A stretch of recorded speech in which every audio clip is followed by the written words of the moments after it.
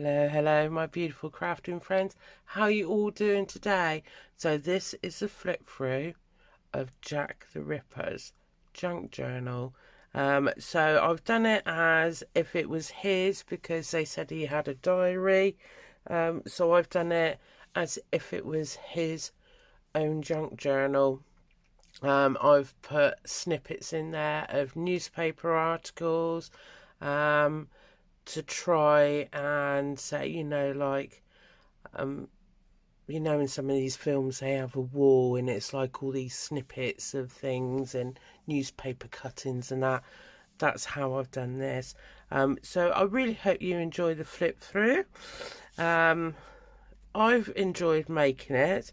At first I was unsure because it's another style out of my comfort zone, and yes, I think I was like, what am I going to do? How am I going to do this on the inside? It's easy enough to create a cover, but it's the contents that, I think make the journal. So fingers crossed, I've done it. So as you can see, I've done a place card on the front. This is actual vintage lace here. So I thought, like gruesome to say, when the ladies of the night might have worn a bit of lace to attract somebody or people. So I've done it as this is like a suede cord that I've done, and this is not real leather. This is leather effect, faux leather, I think they call it. So I've got 3 signatures in there, and then what I've done is to do the tie, I've actually gone through the spine, and then I've just got these little bad boys holding it. And as you can see, it goes around like so, and then the back there is really stained up. So we have, as I said, 3 signatures. There's very little lace in here. Sorry, ladies and gents who like the lace. But there's a little bit. Not a lot, but a little bit. So we'll go on inside. As you can see, it's just a normal tie. And we'll head on in. So into the first part. So I've done a great big massive pocket, and I've done clock, the inside of a clock, because obviously they spent time trying to catch him, and no matter what time of day of the night, they never seemed to be able to. And he always, I'm sure he had a pocket watch to know the time. So it just wraps around like that with a bit of baker's twine, baker street. And this is image of newspaper cuttings from the Victorian times. And then I've just done a little tag in there of Polly Nichols and the date she was found. And then this opens right out, and it's done with fabric to spread the pocket a bit more, which I find is a lot easier. Get more goodies in there, see? There we go. So we got, see, as I said, a little bit of trim. That's it. But this is a pocket. Opens out there. Now these digitals are from our lovely Tina at Shabby Dabby Doodah. I thought, what perfect, of Victorian London. And then we go into here. So these have got little bits of little cards from newspaper clippings. And this is Sir Melville MacNiton, the Scotland Yard chief, whose reports was first made available to the public in 1959. There you go. And then we got, yes, gruesome toe tags. I know, sorry. And then a photo of what it was like back then.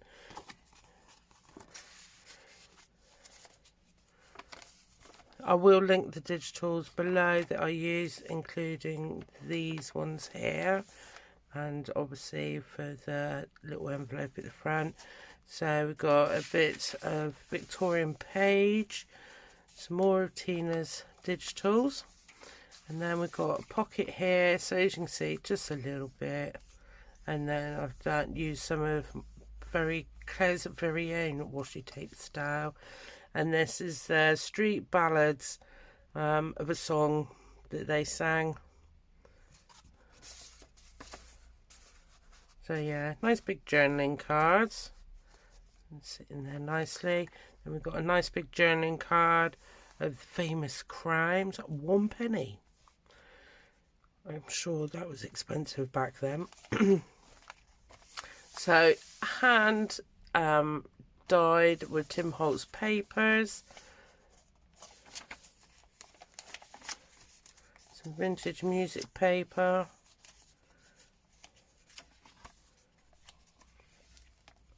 And then another one from a newspaper. And then we got our first belly pocket. And then the Whitechapel murders. So it's quite a big bit of journaling page to write on.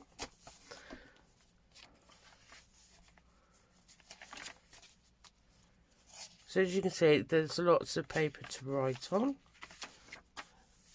And places to put your goodies. And then city under pressure, London's population surged into the 19th century from the million in 1800 to 6 million in 1900. So sad that children lived like that. They still do today, don't they? Which is really sad, some children. Right. Another pocket there, so some of that vintage lace there, and then the beginning of the fingerprints, 1859 to 1860.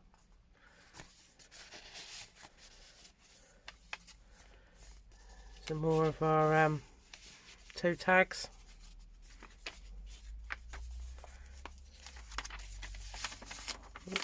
Sticky. Another envelope using Tina's digital.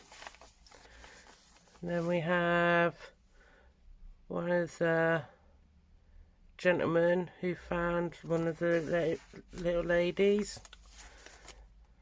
And then a horse-drawn carriage trundles by in the shadow of the Brooklyn Bridge. Could this have been the Ripper's new haunt? So yeah, so I read the book, and it's supposed to have travelled because similar murders happened in the US as well.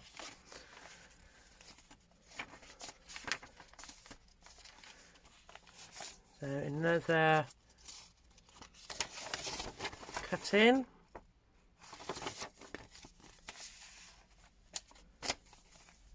Right, so here we go. Is a case note, but inside it's papers and just little snippets there, and some more papers to write on. So that's the first signature. We're going into the second. Another one, the newspaper, London News. I mean, it does say 2008, but this is Museum Docklands.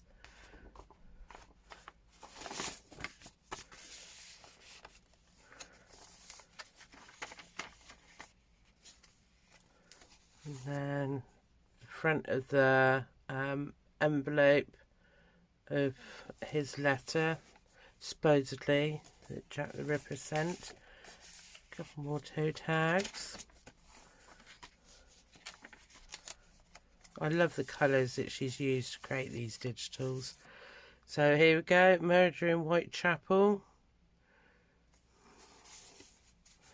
And this is Kate Eddowes.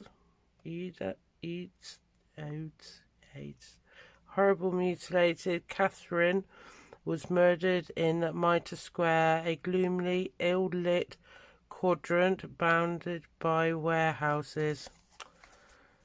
Such a shame.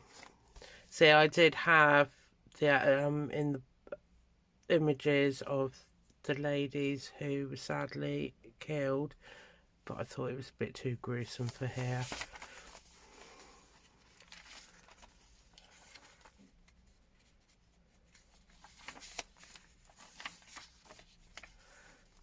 Okay, another one of these case notes. Oh, I've just pulled that out of there. So, full of nice capers to write on, and then another little bit written in. And then our gentleman, possible suspect, James Maybrick, a wealthy cotton merchant who had an addiction to, oh, I don't know, an arsenic.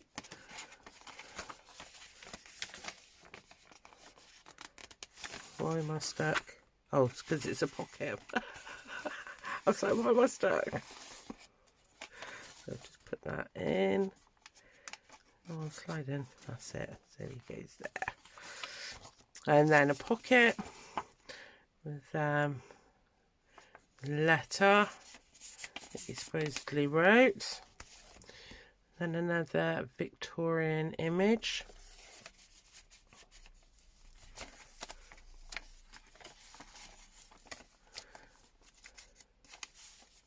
And another one there.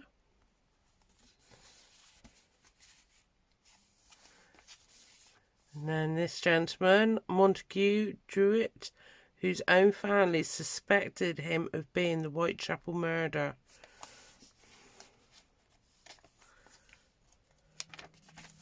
I wonder if they did ever, you know, meet the murderer and they just never knew it. You know, the police. So what did Jack the Ripper look like? It is almost impossible to compile a reliable description from the eyewitness accounts.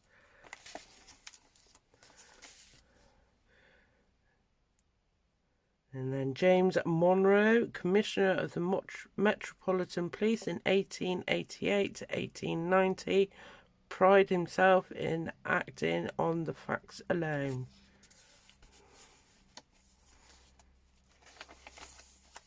Right, so that's the end of signature 2, and we're going into number 3. So once again, nice big pocket there.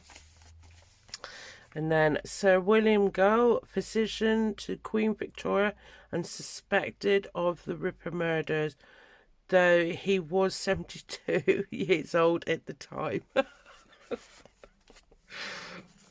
Bless him, and still working as a physician. Then another one. Ah, right. It's alright, I found some more of my thread. Excuse me. I ran out. I thought I ran out, and I thought, I'm sure I got more of it. Now she can't undo it.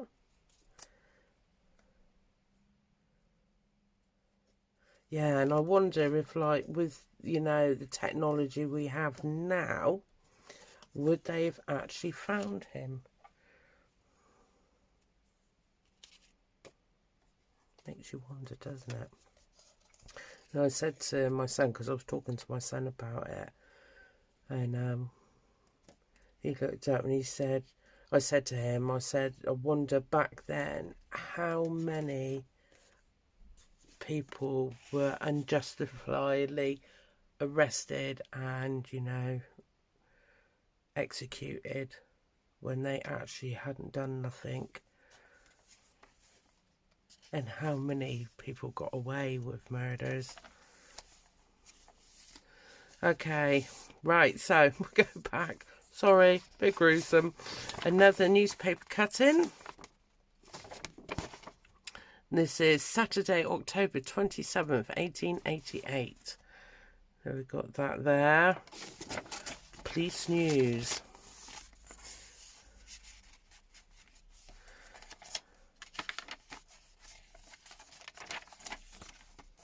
Oh, another pocket. How did I forget that pocket? I'll have to see if I can find something to put in there. Right, okay, so here we go. Is another newspaper, police news, and this was Saturday, November 24th, 1888.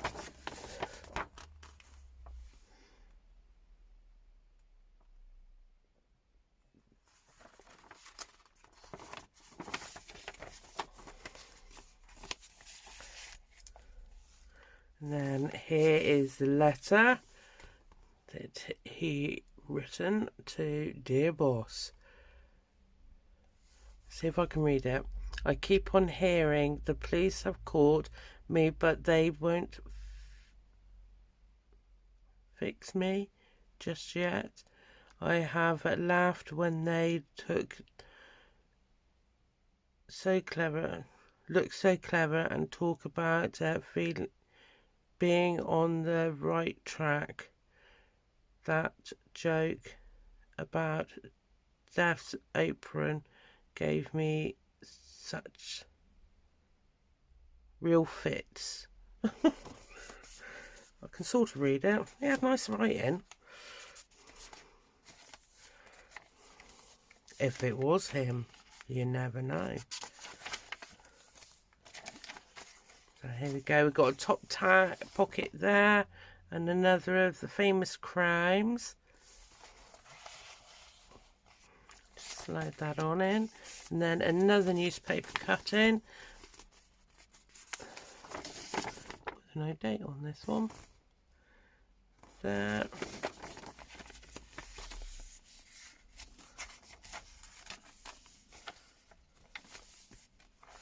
Another notebook. It's definitely lots of pages to write on and add lots and lots of goodies. Elizabeth Stride was dispatched with a single slice and a razor sharp blade on Burner Street. Got the fear of those poor ladies. Okay. And then another one, Saturday, September the 15th, 1888. Another one there.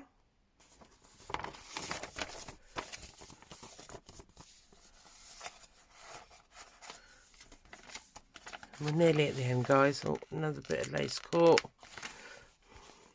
Another big pocket there, done with Tina's digitals. Another card. No, this is the map of where the bodies were found.